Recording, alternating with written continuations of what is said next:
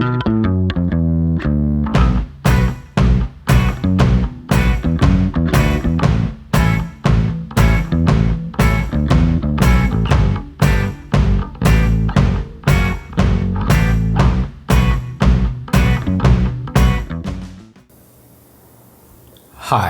this is Christopher Bruza. Welcome back. Today we have the Tikka T3 compact tactical rifle, chambered in .308 Winchester, 20-inch barrel, stainless steel barrel, action.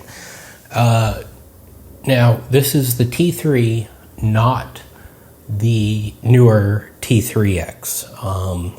It's the outdated model, and there are some slight differences, but they aren't major, which we'll get into. On top of it is a Vortex Viper PST Gen 2 3-15 by 44 tenth of a mil adjustments, and it's the EBR2C reticle, which I'll get into. It's not the current reticle, but it's what I'm running here. So a lot of times, not a lot of times, a handful of times I have been asked, hey, Chris, I want to get a bolt action rifle. What should I get? What are you going to use it for? I don't know. I'll probably use it for hunting. I'd like to take it to the range. Just no general purpose, just kind of like somebody looking for their first bolt action rifle, which should kind of do a little bit of everything. It's not going to be the best at probably anything, but it's going to be a decent rifle that shoots accurately, that they can hunt with. They can take to the range, shoot 1,000 yards, and it's something that they can build upon. So they aren't buying, a new full new rifle. They can modify it, and it can grow with them. And up until now, actually I've had this rifle for 10 months. I've just been lazy and getting around to it, to doing a video on it. But I would have recommended something, well, back in the day, it would have been just a Remington 700. Remington went... So I would have probably recommended like a Ruger. Actually, I did recommend a Ruger American to one person, primarily for hunting. And they're good rifles. This is better. It costs more, not a lot more. The rifle is about $1,000-ish. I paid $1,000 for this. A friend bought it, never used it. It was still in the box. Never anything, just bought it and never used it. So I bought it from him. So yeah, good rifle. It's kind of what I would recommend to a blanket bolt action rifle buyer. So the stock is polymer, but it is a very solid polymer. It's free floated with quite a bit of clearance. It's very solid, unlike the Ruger Americans, where a lot of times you can take a Dremel and Dremel away where it contacts the barrel, and if you put a bipod on it, you don't want to load it too much. I would say it's higher quality than the Remington SPS rifles that they used to sell. So the recoil pad is acceptable, not great. It's not a limb saver, which I tend to prefer, but it's suitable. And what's great about it is there's an adjustable length of pull. There are 2 screws, as is traditional. You loosen them, it kind of pulls back, and you can add or remove spacers. I have this set up for a 13.5-inch length of pull, which is what I prefer for bolt action rifles. It might be a little short for some, but the way I shoot, I like 13.5-inch, so that's how it's set up. Coming up, you will see a cheek riser. And this is amazing for me, might not be for you. It's not adjustable. It doesn't move up or down. It's just simply a riser. Now, if this isn't the right height for you, you can add like a Triad Tactical stock pack like you see on many of my hunting rifles. But this one is perfect for me. This is the first rifle, non-adjustable cheap piece rifle, where I have had perfect alignment to the scope. I don't need to raise it. I don't need to lower it. It's not adjustable, so obviously you could raise it, as I said, with a stock pack. And if you need to lower it, you're going to probably have to go to higher scope rings. But we'll get to those. One difference between the T3 and the T3X is the T3X has interchangeable pistol grips. So you can slightly change the angle of your hand. It's common now in tactical bolt action rifle shooting to have like a vertical grip. I believe they offer stuff like that, and this is more of a traditional hunting grip like you would see on traditional wood stock. So it works for me. I mean, having interchangeable pieces would be great, but I don't, and I'm cool with it. The texturing, you'll see texturing on the stock. It's suitable. It's not super grippy. There's a good chance I might stipple this grip, as you've seen on my shotguns, or I don't know if I covered any of my carry pistols, but basically you take a soldering iron with a tip and you kind of rough that up. It'd be awesome if Talon Grips made a grip for this. I don't know if they do. I'm pretty sure I checked, but I don't think they do. But if they did, that'd be awesome. Yeah, it's sufficient. This isn't a custom rifle. It has some premium features, like the trigger guard here. That is aluminum. It's not polymer, like you would see on a Ruger American, the Browning rifles, Savage. A lot of people are going to polymer trigger guards. This is aluminum, and has a detachable magazine. That's part of the compact tactical rifle, the tactical part. You get a 10-round forward push release, feeds straight in, not like in AIAX where you latch the front and rock it in. Feeds straight in, and it is a double stack single feed magazine. So let me grab these dummy rounds. So unlike loading, like a PMAG or an AR, where you just push down, you're gonna feed it in and push down on the back, feed in the next one, push down on the back, feed in the next one. So when they're stacked next to each other, they're kind of offset, almost side by side, but where they come out and feed into the chamber, it is from a single point.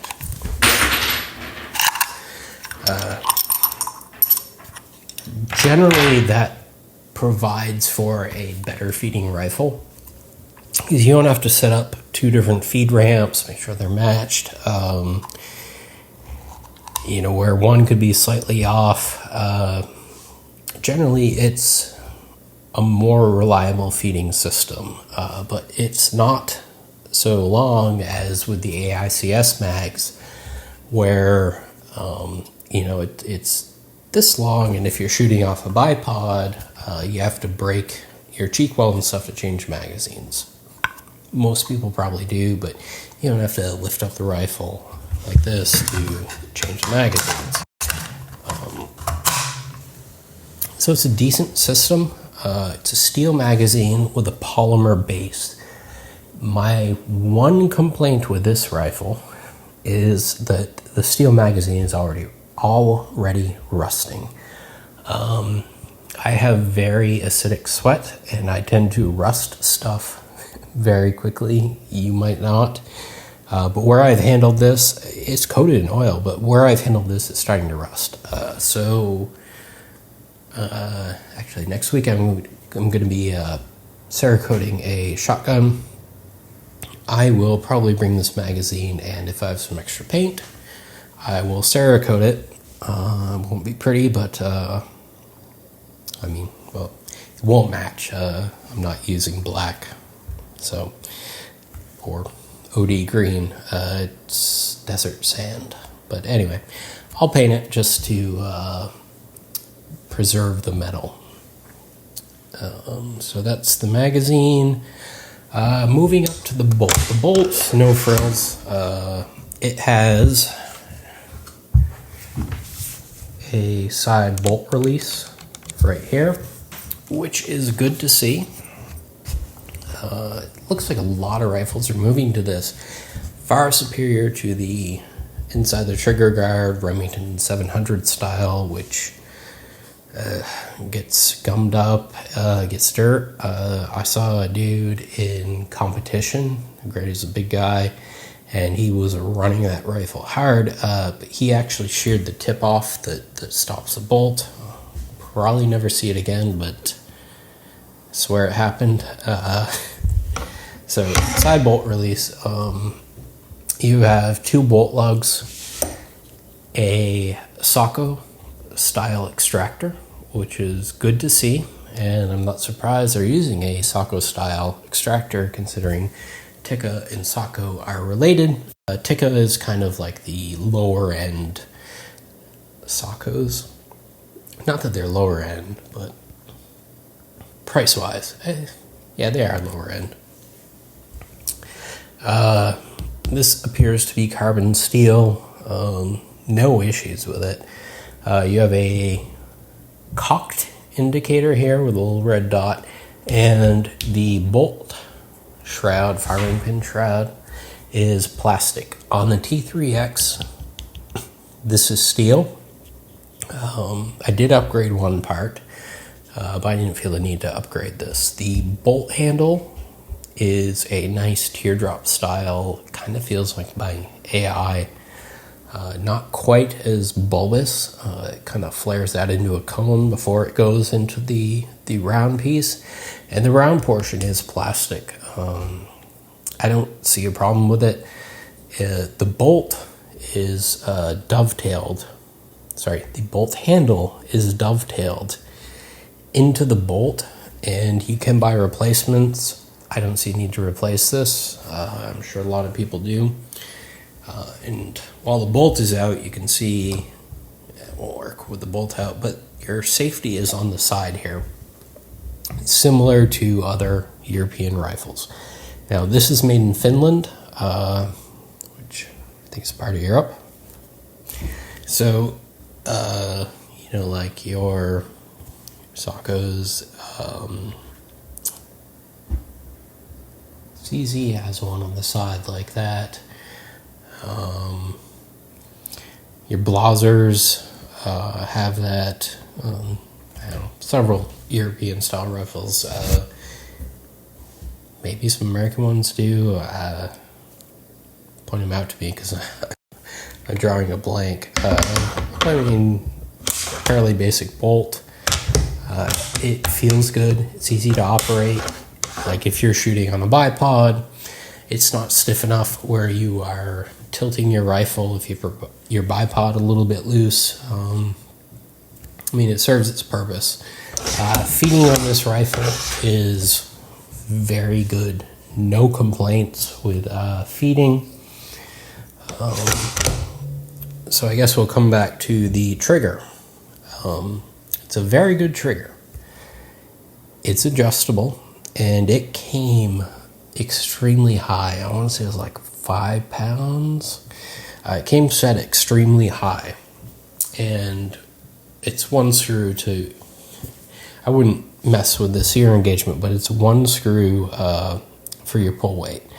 And backing it off, there are 2 screws that hold the trigger into the action. Backing it off, the screws started to interfere, the weight adjustment screw started to interfere with one of the mounting screws. I don't know if this was intentional. I suspect it was, because about 2.5 pounds is where you started to interfere. I prefer my hunting rifles to be 2.25 pounds. And even at 2.5 pounds, it was very close to that screw with the way everything vibrates when you shoot. I didn't want to just put it at 2.5 pounds and call it good, because there's a chance those might interact and affect the harmonics. It's an M5 by 20. We have those at work. I thought about changing it with a low head cap screw or even a button head cap screw. However, the screw torque for the trigger assembly was very high. I wanted to say it was 65 inch-pounds. I'm sure Tikka specs it in Newton meters, but it converted roughly to 65 inch-pounds. I don't want to put that on a reduced head screw. So you have a button head cap screw, and what it is, I marked, when torqued properly, I marked the orientation and put a angle grind on it to clear that screw. So I have it adjusted to 2.25 pounds. It's a very crisp break. It's a good trigger for a factory trigger. Single stage, so there's no take up. It's just a solid break. The old Remington Big Green would be super jealous of this trigger. I mean, it's a good trigger. So I got it adjusted. I slightly modified the screw head to accommodate that. Don't know if they fixed that for the T3X, but I suspect that's intentional. One change with the T3X is this ejection port has been slightly enlarged, and I believe that is so if you have a long cartridge with like a ballistic tip and you aren't going to fire the round chambered, you can eject that more easily without interference. They didn't explicitly say that, but I am guessing that's why they would enlarge it, because shells, you could put a 30-06 shell in here and it would eject just fine, assuming it went into the chamber and stuff. Generally, when you run into issues, it's ejecting a unfired shell. And going back to the magazine, I haven't measured the total cartridge length, but the way 308, which is loaded to 2.8 inches, fits into it. I'm guessing it's longer, which is awesome. So you can shoot heavier bullets. So another difference between the T3 and T3X is the recoil lug. This isn't a traditional like Remington style action where you have the recoil lug sandwiched between the front of the receiver and the barrel. Generally, you would see like another line here with a recoil lug. The T3 has an aluminum recoil lug. T3X has steel, and it's a unique system that I haven't seen. I'm sure others use it, but it's pushed into the stock and it fits into a cutout in the bottom of the receiver. That is the one thing I upgraded between the T3 and T3X. So I did put the steel lug in. It was a pain in the ass to get out of the stock. I mangled the shit out of it, trying to pull it out of the stock. After seeing that, I don't know if it was totally required, but it is something I did upgrade. So, yeah. Coming out from the ejection port, we have the rail. Now, this rail came on the rifle, and you will see there are cuts here into the receiver, which at first I thought, awesome. It's a low profile rail. They're doing that so you can get your rings very low and there's no interference with the receiver. That's actually not true because the relief cuts start here. I believe, not positive, I believe these are for a dovetail cut. Because you can actually see a dovetail cut here in the receiver, which the rail kind of extends. So I don't know if it's something like CZ uses, Blaser uses, other European manufacturers where they have a a specific dovetail cut on their receiver. Regardless, it comes with a rail. It feels to be steel. I don't believe that's aluminum. It's probably painted or Cerakoted steel. Yeah, you can see where it's worn. There's definitely steel under there. But I'm pointing out the rail because it is pinned here and right here to the receiver. Now, generally, rails are attached to the receiver with simply screws, unless you get into higher end actions. They're generally attached to the receiver with screws. You're relying on the induced tension on the screws securing the rail to overcome friction forces. So when you fire this rifle, the rifle moves backwards into your shoulder. The rail, the scope rings, the scope have mass, and they want to not move until they're forced to.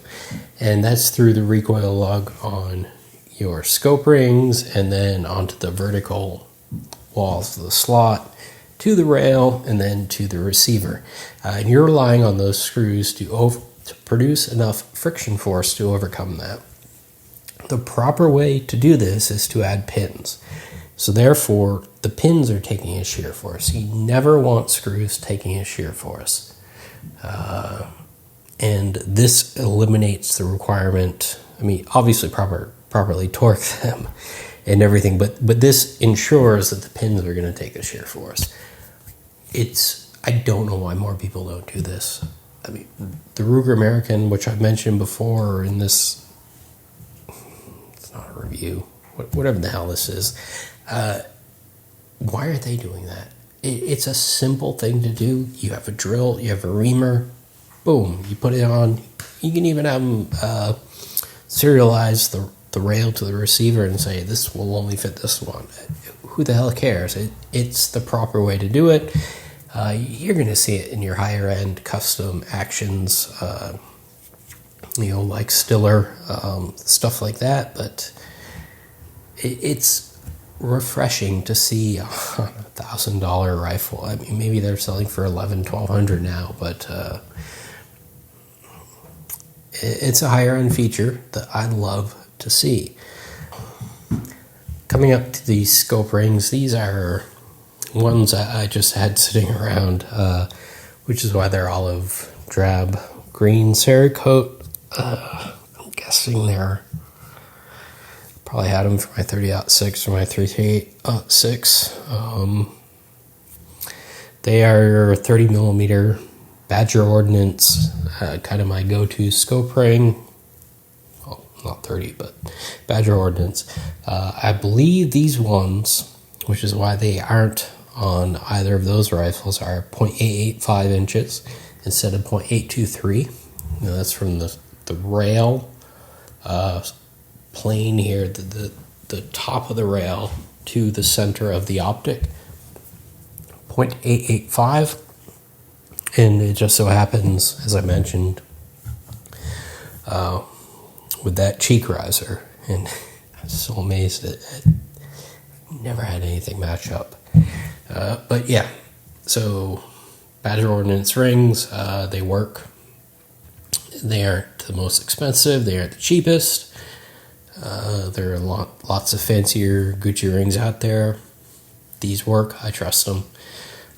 And the scope.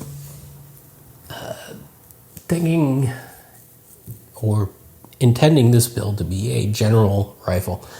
I'm probably going to use it for hunting. You'll see I have a video filmed, not edited, shooting this at the range at 100 yards, just to prove the accuracy, and it's an accurate rifle.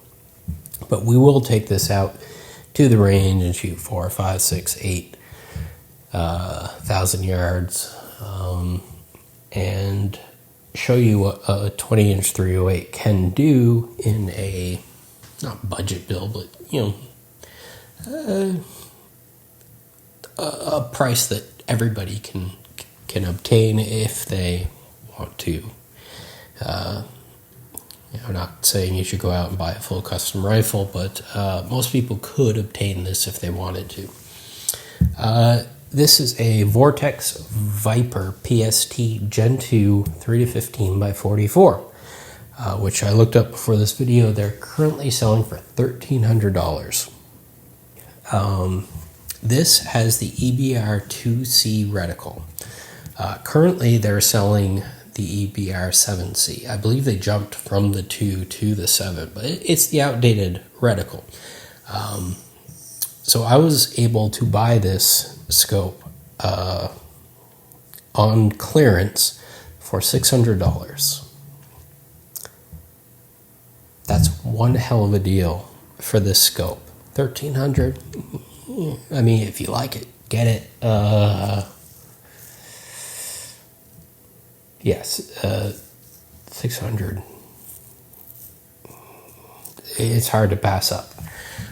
So 3-15, again, 3 power, great for hunting in close. I hunt in generally wooded areas where my shots are going to range from like 10 yards to, depending on where my stand is, 110, 120 max.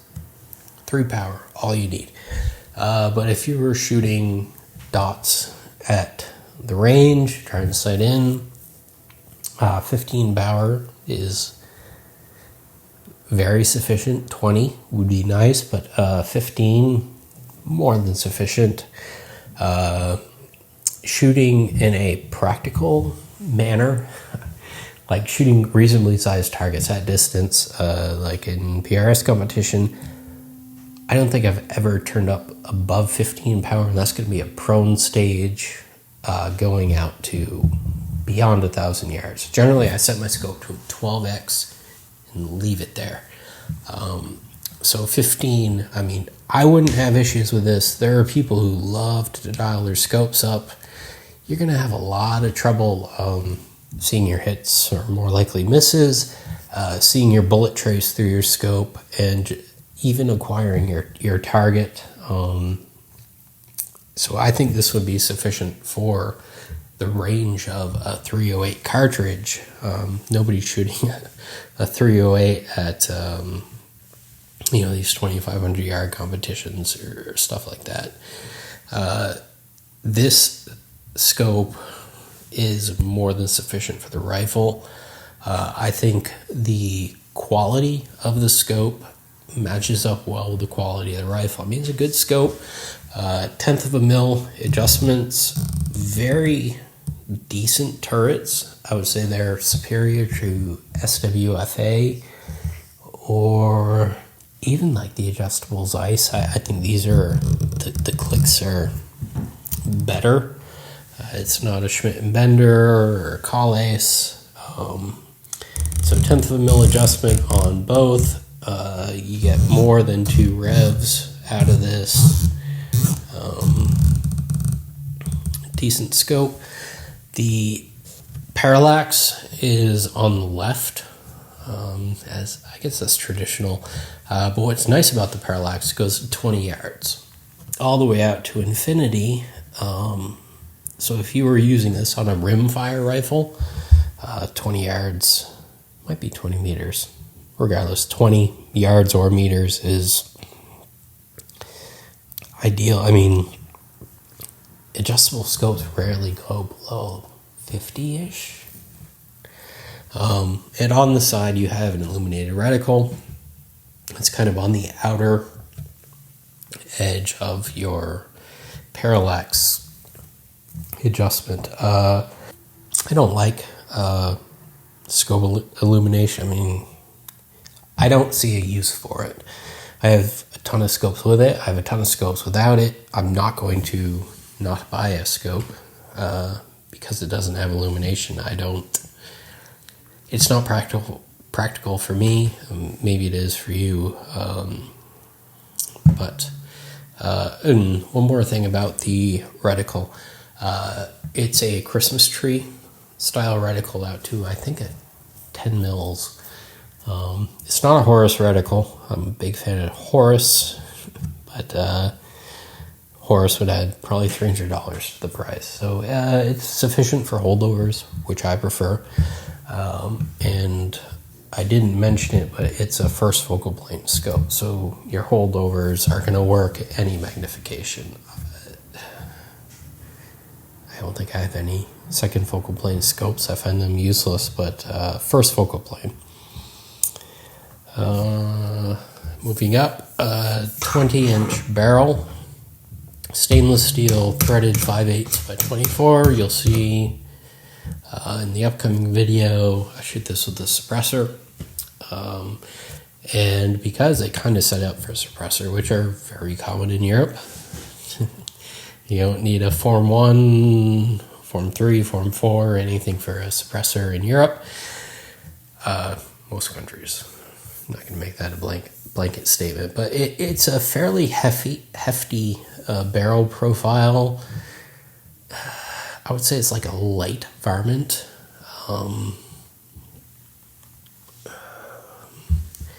Yeah, it's probably similar to a light varmint. I mean, you've got a lot of shank right here, which is good. And stainless steel, it's threaded. No issues with the threads. Sufficient diameter here to, push your suppressor against to align your suppressor. And it's a decent barrel. Stock, as I mentioned at the beginning, is very solid. I mean, you can flex it, but it means very solid. So attaching a bipod up here, no concerns. You could load this as much as you want. You aren't going to be hitting the barrel. A very good rifle that's, nobody's going to have many complaints about it. It's just a decent, compact, do everything rifle, and for the money, I have about, as I said, 1,600, plus rings, whatever. That's $1,700 into this. I spent a little bit of time adjusting the trigger. It's a hell of a buy. So if you want just a bolt action rifle, you don't know what you're going to do with it. You might use it for a little bit of this, a little bit of that. This is my answer. Everybody else is going to have a different answer, but I dig it. So until next time, enjoy.